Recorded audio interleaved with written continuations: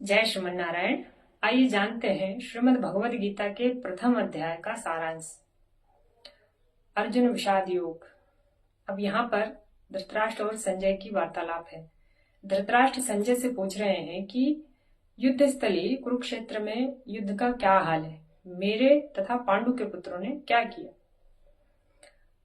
अब धृतराष्ट्र जो है वो जन्म से ही अंधे हैं, मतलब जन्म से ही देख नहीं पाते थे वे, और दुर्भाग्यवश वे आध्यात्मिक दृष्टि से भी अंधे थे।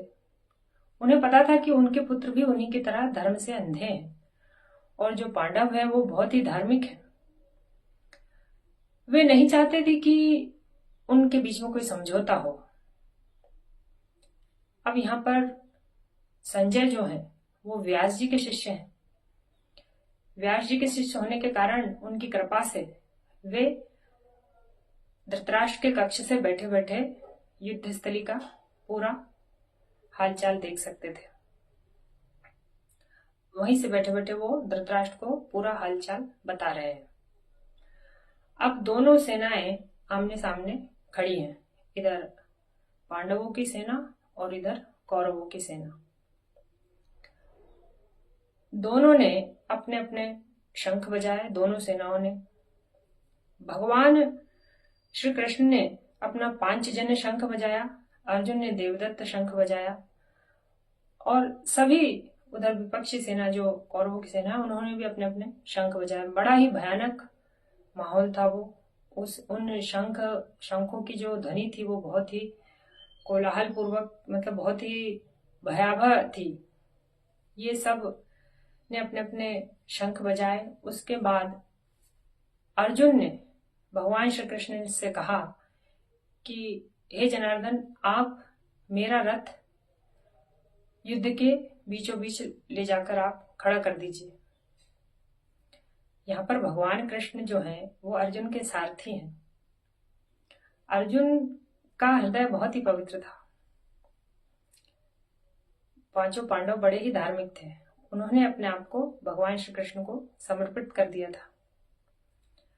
अब भगवान श्री कृष्ण ने अर्जुन का रथ युद्ध स्थली के बीचों बीच खड़ा कर दिया, क्योंकि अर्जुन जो है वो देखना चाहता था कि धृतराष्ट्र का जो दुर्बुद्धि पुत्र है दुर्योधन, उसको प्रसन्न करने के लिए उसके साथ कौन कौन है और कौन कौन उनका साथ दे रहे हैं, ये वो देखना चाहता था।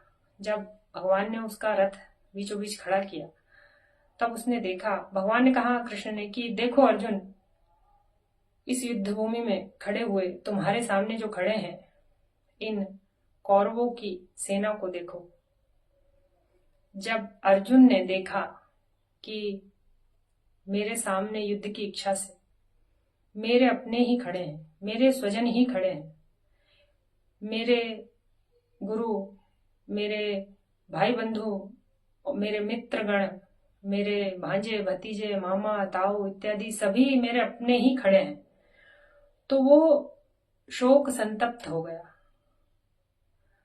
दुख से बहुत ज्यादा अपने अंदर उसको बहुत दुख हुआ और बहुत शोक संतप्त हो गया, और सोचने लगा कि मेरे अपनों से ही मुझे युद्ध करना है। भगवान से उसने प्रार्थना की कि हे प्रभु, हे कृष्ण, मेरे अपनों को ही मारकर भला मुझे क्या लाभ होगा।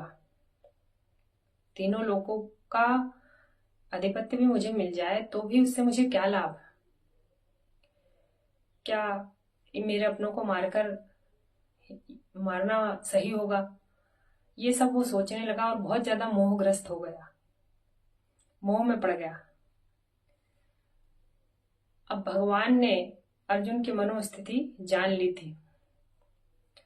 जैसे ही उसने देखा अर्जुन ने कि मेरे अपने ही मेरे सामने खड़े हैं, तो उसने भगवान से प्रार्थना की और युद्ध करने से मना कर दिया, असमर्थ हो गया। कहने लगा कि मेरा पूरा शरीर कांप रहा है, मेरे हाथों से मेरा गांडीव धनुष खिसक रहा है, मेरा मुंह सूख रहा है, और दुख से व्याकुल हो गया वो, और रथ पर बैठ गया। ये पहले अध्याय में पूरा वर्णन है। इस प्रकार से मैंने बहुत ही संक्षिप्त में आपको बताया है। जो भी गीता जी को जानना चाहते हैं, समझना चाहते हैं, वो ये सुनिए।